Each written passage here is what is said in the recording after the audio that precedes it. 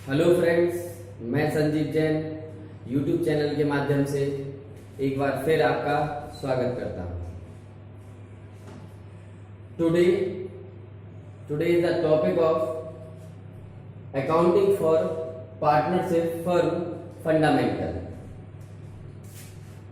ये टॉपिक आपके 12th class के सिलेबस में है, चाहे यूपी बोर्ड हो, चाहे सीबीएसई बोर्ड हो, चाहे आईएससी बोर्ड हो, एनीवन कोई भी बोर्ड हो, हर बोर्ड में ये टॉपिक यूजफुल रहता है। तो पार्टनरशिप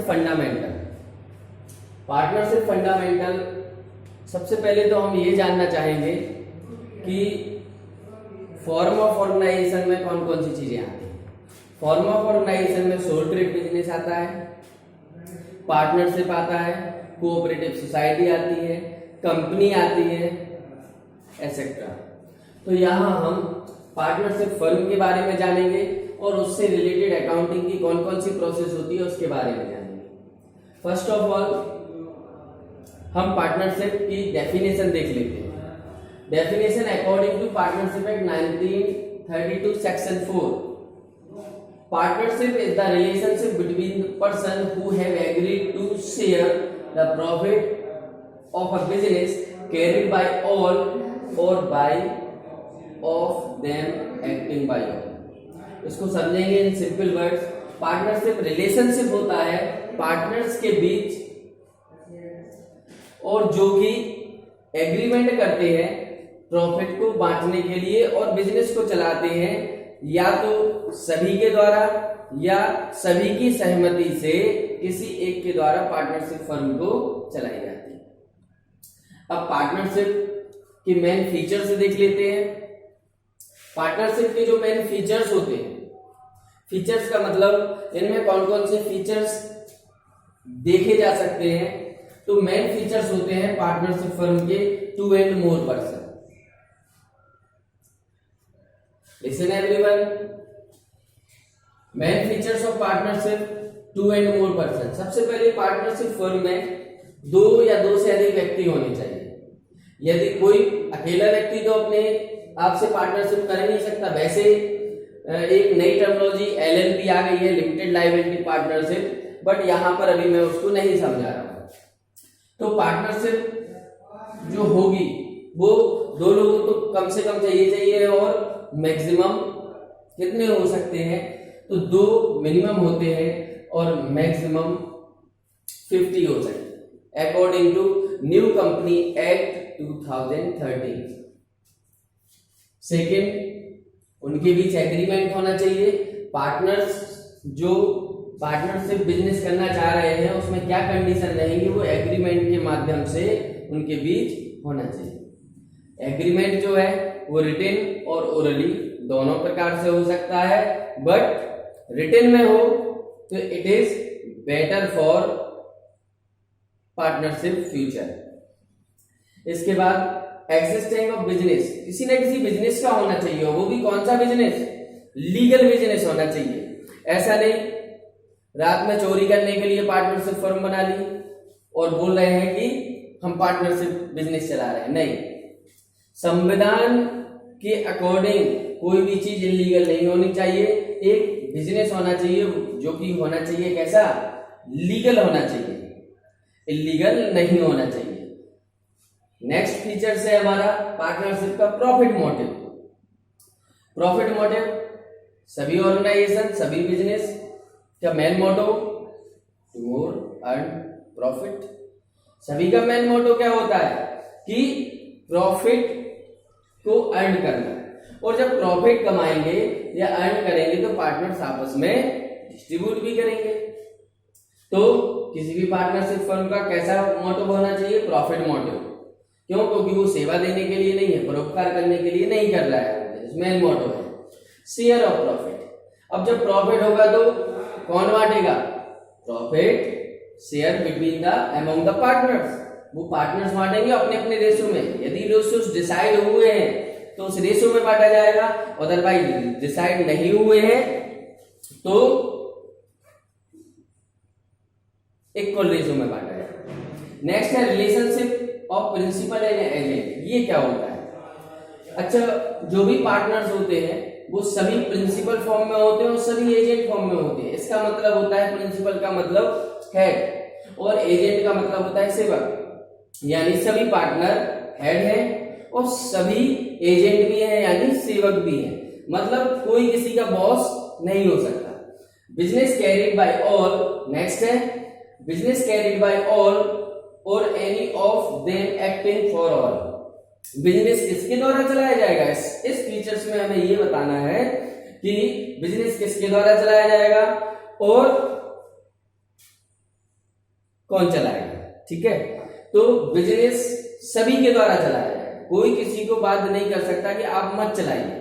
लेकिन यदि आप जितने भी पार्टनर्स हैं यदि वो एग्री हैं कि केवल एक पर्सन बिजनेस को ऑपरेट करेगा तो एक व्यक्ति भी, एक पर्सन भी, एक पार्टनर भी चला सकता है। नेक्स्ट है नो सेपरेट एक्सिस्टेंस। एक्सिस्टेंस का मतलब होता है अस्तित्व, यानी कि किसी भी पार्टनर्स का उसके फर्म से उसका सेपरेट एक्सिस्टेंस यानी अस्तित्व नहीं होगा। क्यों? क्योंकि अकाउंटेंसी का एक रूल्स है separate business entity concept, applicable है सोल प्रोप्राइटरशिप पर। Businessman and business both are separated to each other, दोनों एक दूसरे से सेपरेट माने जाते हैं, बट यहां पर ऐसा नहीं है। यदि बिजनेस में फर्म में हैवी लॉस होता है तो आपको अपने पर्सनल एसेट्स से भी बिजनेस का लोन चुकाना पड़ेगा। ओके, इसलिए इसके पार्टनर्स जो है इसके बिजनेस से सेपरेट नहीं होते। Unlimited liability, every partners have unlimited liability. Unlimited का मतलब अभी मैंने इसके पहले इस पॉइंट में बताया था कि उनकी लायबिलिटी लिमिटेड नहीं होगी, उनके द्वारा लगाई हुई कैपिटल तक ही लिमिटेड नहीं रहेगी, बल्कि क्या होगा, उनकी लायबिलिटी अनलिमिटेड रहेगी। यदि फर्म में लोन को चुकाने की कैपेबिलिटी नहीं है तो पर्सनली हर पार्टनर को देना पड़ेगा। नेक्स्ट है फीचर्स में ट्रांसफर ऑफ इंटरेस्ट। यहाँ इंटरेस्ट का मतलब ब्याज नहीं है, यहाँ इंटरेस्ट का मतलब ब्याज नहीं है, यहाँ इंटरेस्ट का मतलब है पार्टनर्स का हित। क्या है? पार्टनर्स का हित, जो कि पार्टनरशिप फर्म से उसे प्रॉफिट डिस्ट्रीब्यूशन में मिलता है, वो हित यहाँ पर इंटरेस्ट है। यानी without the all partners permission any partner can not transfer his interest to other. यदि और दूसरे पार्टनर उसको परमिशन देते हैं आप अपना इंटरेस्ट ट्रांसफर कर सकते हैं, अपना हित ट्रांसफर करते हैं तो ही अलाउ होगा, अदरवाइज नहीं होगा। ओके, तो हमने डेफिनेशन समझी। तो पार्टनरशिप क्या है? What is partnership? Partnership is the relationship between the two and more person for operate the legal business and distribute the profit, that is called partnership. इसके बाद मैंने मेन फीचर्स समझे, two and more person, agreement, existence of business, profit motive, share of profit, relationship of principal and agent, business carried by all or any of them acting for all, no separate existence, unlimited liability and transfer of interest। इसी topic में हम आगे बढ़ते हैं और इसी topic में आ जाता है पार्टनरशिप डीड क्या है। तो in simple words we can say partnership deed is a written and orally agreement between the partners. ठीक है, partnership deed is the written and orally agreement between the partners, but written में हो, पहले भी बताया था, it is better for future of partnership firm. Okay, अब partnership deed के कंटेंट क्या क्या हो सकते हैं? पार्टनरशिप डीड में जो कंडीशन पार्टनर्स अपनी पार्टनर्स के बीच में बनाना चाहें, टर्म एंड कंडीशन, वो इस डीड में हम बना सकते हैं। For example, name of the firm, firm का नाम क्या होगा? पार्टनर्स ऑफ फर्म, फर्म में पार्टनर कौन कौन से होंगे? Capital of the firm, drawing, of the firm, कोई भी पार्टनर्स ड्राइंग कर सकता है बिजनेस से कि नहीं कर सकता, यदि अलाउ है तो कर सकता है, अदरवाइज वो नहीं कर सकता। इंटरेस्ट ऑन कैपिटल, पार्टनर्स द्वारा लगाई गई कैपिटल पे इंटरेस्ट मिलेगा कि नहीं मिलेगा। क्या पार्टनर्स फर्म को लोन दे सकते हैं और क्या फर्म पार्टनर्स को लोन दे सकते हैं, ये भी कंडीशन होगी। गार्डनर मर्रे की rules, new partners admission rules, नया पार्टनर एडमिशन किस कंडीशन पर ले सकता है, उसकी क्या टर्म एंड कंडीशन रहेंगी। कोई भी पुराना पार्टनर अपनी फर्म को छोड़ के जा सकता है, उसकी क्या कंडीशन रहेंगी, क्या शर्तें रहेंगी।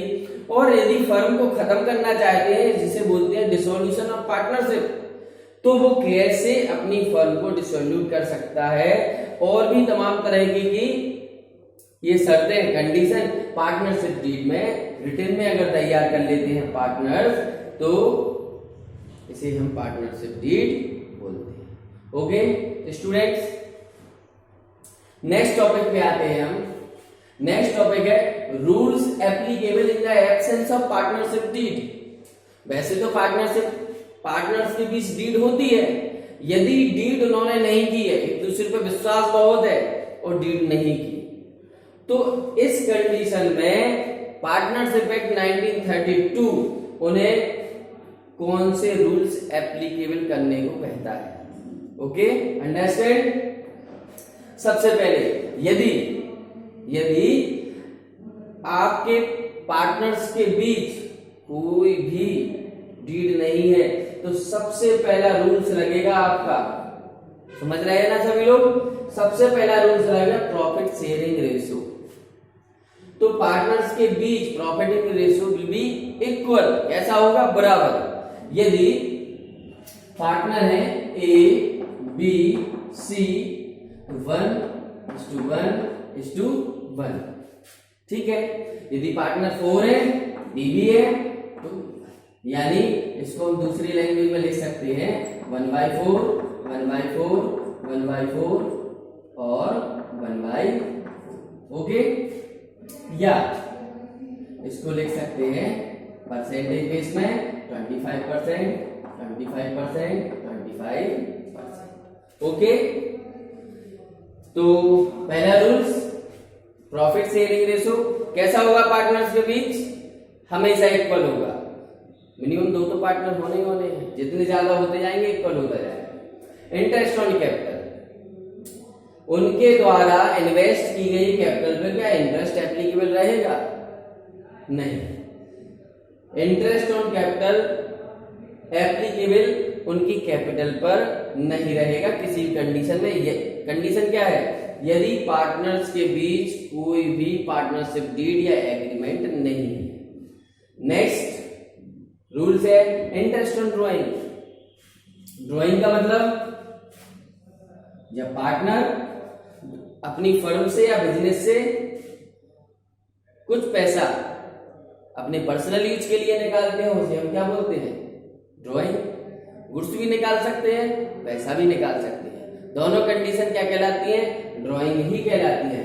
तो उस पर इंटरेस्ट एप्लीकेबल होगा कि नहीं होगा, तो यहां पर इंटरेस्ट ऑन ड्राइंग भी पार्टनरशिप फर्म में या कैपिटल अकाउंट बनाते समय नहीं होगा। सैलरी टू पार्टनर, ये भी एप्लीकेबल नहीं होगा किसी भी पार्टनर को। In the absence of partnership deed, no salary allowed to any partner. Okay, next है इंटरेस्ट ऑन लोन। हाँ, ये इंपॉर्टेंट है, ये पॉइंट इंपॉर्टेंट इसलिए है क्योंकि इसके बारे में आपको थोड़ा ध्यान देना पड़ेगा। यदि पार्टनर्स ने फर्म को लोन दे रखा है, तो पर एनम यानी per annum 6% per annum interest applicable होगा, बिल्कुल होगा। 6% पर एनम की रेट से उस लोन पे इंटरेस्ट देना पड़ेगा। नेक्स्ट है admission of a new partner. क्या without absence of partnership deed किसी नए पार्टनर का एडमिशन फर्म में हो सकता है? नहीं। जब तक सभी पार्टनर एग्री ना हो तब तक हम किसी नए पार्टनर को फर्म में एंट्री नहीं देंगे। ओके, तो rules applicable in the absence of partnership deed, ये आई थिंक आपको क्लियर हो गया होगा।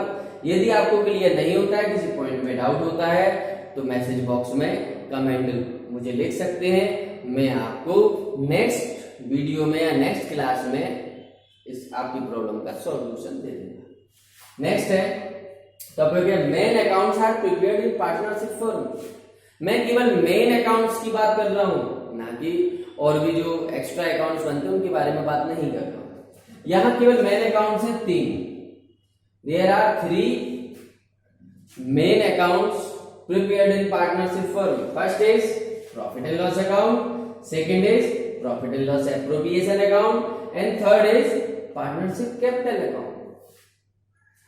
11th क्लास में सभी लोगों ने फाइनल अकाउंट्स पढ़े होंगे।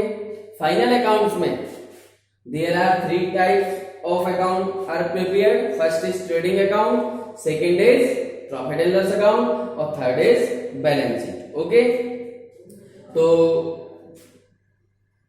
Trading account when we want to get about knowledge about the gross profit or gross loss, we prepare the trading account. And profit and loss account जब हमें नेट प्रॉफिट या net loss पता करना होता है, profit and loss account जब हमें अपनी फर्म का, अपने बिजनेस का प्रॉफिट एंड लॉस पता करना होता है, तो हम कौन सा अकाउंट प्रिपेयर करते थे? Profit and loss account. To know about the net profit and net loss we prepare the profit and loss account. And final account में balance sheet, to know about the actual financial position of the business. Okay, then we prepare the balance sheet. Last one is partners capital account. अच्छा, profit and loss account generally net profit या net loss बनाने के लिए निकाला जाता है, लेकिन ये प्रॉफिट कहां ट्रांसफर हो जाता है? यदि हम ये P&L एप्रोप्रिएशन बना रहे हैं तो इसके द्वारा इससे जो भी नेट प्रॉफिट या नेट लॉस आता है वो यहाँ पर P&L एप्रोप्रिएशन में ट्रांसफर हो जाता है। अच्छा, नॉर्मली बिजनेस के जो इनकम एंड एक्सपेंडिचर होते हैं, एक्सपेंसेस या इनकम, वो P&L में लिखी जाती है। एक्सपेंसेस 2 साइड में एंड इनकम बाई साइड में। लेकिन P&L एप्रोप्रिएशन में केवल इंटरेस्ट ऑन लोन को छोड़कर, इंटरेस्ट ऑन लोन इसी में आता है, इंटरेस्ट ऑन लोन। इसके बाद P&L एप्रोप्रिएशन में पार्टनरशिप से रिलेटेड जितने भी एक्सपेंसेस एंड इनकम है हम P&L एप्रोप्रिएशन में लिख देते हैं। अच्छा, P&L एप्रोप्रिएशन से भी नेट प्रॉफिट और नेट लॉस ही आता है, लेकिन ये डिस्ट्रीब्यूटेबल होता है अमंग द पार्टनर्स के बीच। जो डिस्ट्रीब्यूट होना है वो P&L एप्रोप्रिएशन से जो हम प्रॉफिट एंड लॉस निकालेंगे उसी को डिस्ट्रीब्यूट करते हैं। नेक्स्ट अकाउंट बनता है पार्टनर्स कैपिटल अकाउंट। तो partners capital account, there are 2 method of preparing partners capital account. First is fixed capital account method, second is fluctuating capital account method. ये एक प्रकार का पर्सनल अकाउंट होता है। क्या होता है? तो अकाउंट्स मैंने 11th की क्लास के टॉपिक में पढ़ाए थे। अकाउंट्स 3 टाइप्स के होते हैं, personal account, real account, nominal account. अच्छा, यदि मैं बात करूं कि प्रॉफिट एंड लॉस अकाउंट किस नेचर का अकाउंट है? That is nominal account. Profit and loss appropriation किस नेचर का अकाउंट है? आल्सो नॉमिनल अकाउंट्स, बिकॉज जिससे भी प्रॉफिट एंड लॉस का कैलकुलेशन किया जाए, जिससे भी प्रॉफिट एंड लॉस का पता चले, वो सारे नॉमिनल अकाउंट्स की कैटेगरी में आते हैं। लास्ट है पार्टनर्स कैपिटल अकाउंट। किस नेचर का अकाउंट होता है? पर्सनल कैटेगरी का होता है। तो फिक्स्ड कैपिटल मेथड होता है और फ्लक्चुएटिंग कैपिटल। इनमें अंतर क्या है? फिक्स्ड का मतलब ही होता है स्थिर, मतलब there will be no change, आपको कोई चेंज नहीं करना है। केवल एडिशनल कैपिटल यदि पार्टनर इन्वेस्ट करता है और पार्टनर अपनी कैपिटल में से कुछ विड्रॉल करता है, ना कि फर्म में से, तब तो इसमें थोड़ा इंक्रीज डिक्रीज हो सकता है, अदरवाइज इनके कैपिटल अकाउंट फिक्स रहते हैं। यदि मैंने माना कि दो पार्टनर है ए और बी, दोनों ने कितनी कैपिटल लगा रखी है, इन्वेस्ट कर रखी है 1 लाख, तो इनकी कैपिटल, और उन्होंने ड्यूरिंग द ईयर ना भी कोई एडिशनल कैपिटल लगाई ना ही कोई कैपिटल में से विड्रॉ किया, तो इनकी कैपिटल कैसी रहेगी, 31 मार्च एंड ऑफ द ईयर इनकी कैपिटल फिक्स्ड रहेगी 1 लाख एंड 1 लाख। अब चेंज कहाँ होंगे, तो चेंज के लिए नया अकाउंट ओपन होगा, पार्टनर्स करेंट अकाउंट। ये क्या है, पार्टनर्स करेंट अकाउंट में जो भी पार्टनर्स की इनकम से, कहां से, फ्रॉम फर्म, उनको जो भी ड्रॉइंग से, जो भी उनके एक्स्ट्रा चीजें हैं वो पार्टनर्स करेंट अकाउंट में। हम आपको इसका एग्जांपल देते हैं, जैसे पार्टनर्स को सैलरी मिलती है, पार्टनर्स करेंट अकाउंट में एंट्री होगी, इंटरेस्ट ऑन कैपिटल है करेंट अकाउंट में एंट्री होगी, कमीशन मिलती है नहीं, इसके बाद यदि ड्रॉइंग है नॉर्मली बिजनेस से, तो पार्टनर्स करेंट अकाउंट में एंट्री होगी, यानी कि इसको सेपरेट रखा जाएगा और जितनी भी ट्रांजैक्शन पार्टनरशिप से रिलेटेड होंगी, फर्म से रिलेटेड, वो सारी पार्टनर्स करेंट अकाउंट में ही जाएंगे। इसकी भी 2 साइड्स होती हैं, डेबिट एंड क्रेडिट, वो हम जब आपको न्यूमेरिकल सॉल्व कराएंगे तो उसको क्लियर करेंगे। And last method is fluctuating capital method. Only one account is prepare, partners capital account, और इसमें कैपिटल पार्टनर्स की लिखने के बाद सारी एक्स्ट्रा चीजें, सारी पार्टनर्स से रिलेटेड इनकम एंड उसकी विड्रॉल वगैरह, ये सब इंटरेस्ट ऑन कैपिटल, सैलरी, सब इसी में मेंटेन होना है, अलग से किसी अकाउंट में मेंटेन नहीं किया जाता है। सो आपने कैपिटल अकाउंट को समझा होगा, 2 टाइप के कैपिटल अकाउंट बनाए, fixed capital method, fluctuating capital method. Fixed capital में कैपिटल फिक्स रखने के लिए तो पार्टनर्स कैपिटल अकाउंट बनाते हैं, और बाकी सारी पार्टनरशिप से रिलेटेड चीजें करेंट अकाउंट में जाएंगी। फ्लक्चुएटिंग कैपिटल अकाउंट में एक ही अकाउंट मेंटेन होगा, वो भी कौन सा, पार्टनर्स कैपिटल अकाउंट, और इसमें कैपिटल के साथ साथ जितने भी पार्टनरशिप फर्म से रिलेटेड सैलरी है, interest on capital, interest on drawings, ये सारी चीजें। और हाँ, P&L एप्रोप्रिएशन का भी प्रॉफिट जो भी होता है, प्रॉफिट एंड लॉस, वो जाके कहाँ ट्रांसफर होता है, पार्टनर्स कैपिटल अकाउंट में ही जाके ट्रांसफर होता है। सो मैं आशा करता हूं आप लोगों को ये मेरा वीडियो पसंद आया होगा, आप लोगों ने बेसिक फंडामेंटल समझा होगा। Thank you.